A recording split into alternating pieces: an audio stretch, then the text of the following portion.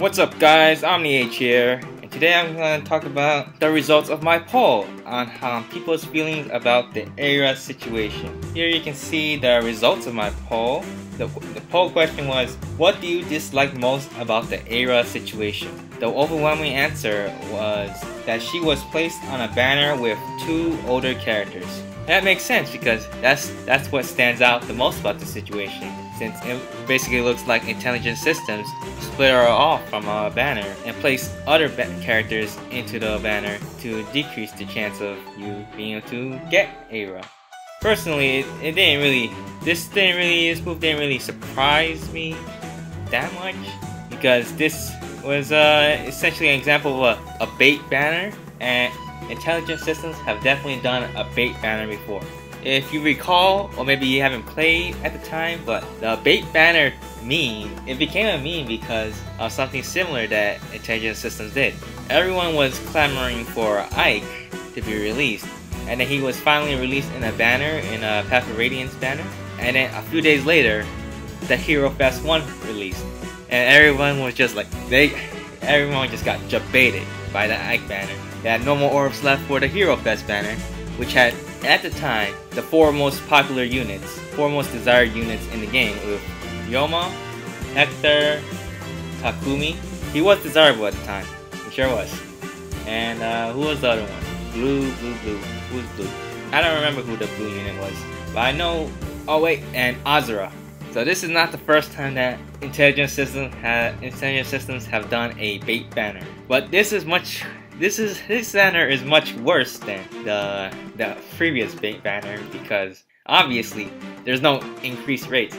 Even if people didn't like being baited by the Hero Fest banner, that banner was amazing because it had 5% rates for 4 of the most desired units in the game. Here we just have a regular rates, and Ayra is basically being blocked by Eldigan in the banner. So this being the result of the poll is not too surprising. And in second place is the fact that she was not featured on the genealogy banner. It can be said that this option and the third option are tied together, but I split them off for a reason. Because I think some people might like more characters being introduced to the game more frequently than the bi-weekly banners that we have gotten in the past. Like, instead of every 2 weeks we get new characters, we can get between the main banners every 2 weeks, we can get a banner in between those two banners introducing new characters as well. I think some people would like that feature, but obviously people didn't like what happened now, because Ayra was on a banner with two older characters. So this was not how I envisioned more characters being introduced into the game, being blocked by older characters.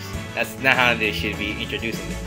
But if they introduced Ayra, and maybe they put on Ardent on the banner as well as another unit, I think people may have been more receptive to the idea of another new banner with new units. That's why I split off the option of her being featured on the genealogy banner and the option of her being placed on a banner with two older characters. That's my reason behind it. Because while some people might like the increasing the pace that new characters are being introduced to the game, I think some people would prefer the way we have had it, with it being new characters every 2 weeks. Don't change that. I think that people who voted for this option wanted that. That's what they want in the game. And of course it can be said that Ayra belonged on the original genealogy banner. So it's also kind of surprising to me that this is the second most popular vote, considering how tied together it is with the third option. But yeah, we can see why. We have a tie for third place, and 14% of the vote is the blatant power creep that Ayra is, and the bad precedent it sets. Well, all of you know my opinion on the matter. This is the most important thing to me, and this is what I would have voted if I had to vote. I can't vote because I'm the poll creator, but this is what I would have voted. So it's a little surprising to me that it's only third on the result, but we have to understand that just because someone voted for another option doesn't mean that this wasn't important to them. I asked for what was their most disliked thing about the situation. It doesn't preclude the other options being them disliking the other options. And also tied for third is the fact that she followed the pattern of earlier free-to-play units, but she ended up not being free herself. And this is, in my video, I described this as a lack of transparency on Intelligent Systems' part because it followed a pattern that already existed in the game, and they must be aware that we know this is how it works, and they basically baited us.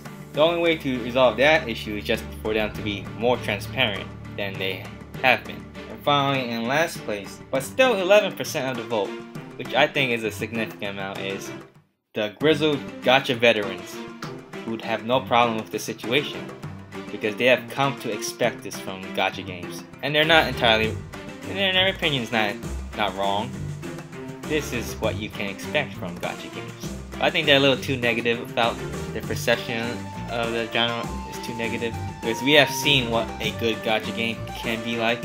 We played it. It's Fire Emblem Heroes, and it can stay a good gacha game as long as we keep providing feedback to Intelligent Systems and tell them to keep it a good gacha game. That's the results of this poll. The results are a little surprising to me, but still, an overwhelming 89% of the people are dissatisfied with how Ayra was introduced to the game, and I think that says something. I'm gonna send these results to Intelligent Systems, and maybe they'll take it into account. I've also made a new poll, more specifically the dealing with the power creep situation with Ayra, since the results of this poll might make people think that people don't really care as much as the power creep as I do. I've made a new poll in my community thing. Link is in the description. Go take a look at that and make a vote. The poll is: do you like the fact that Ayra and Sigurd received the CYL treatment, which is 5 extra BST, an exclusive weapon with 2 tier 3 passives, and an exclusive skill / special, which, for context's sake, only Brave Ike and Brave Lyn, the most popular characters, male and female, from the CYL poll, received this treatment?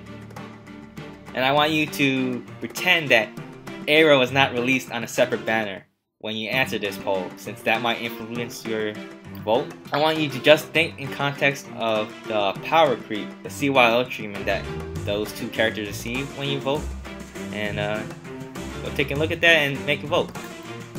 Thanks for watching, and I hope you have a good day.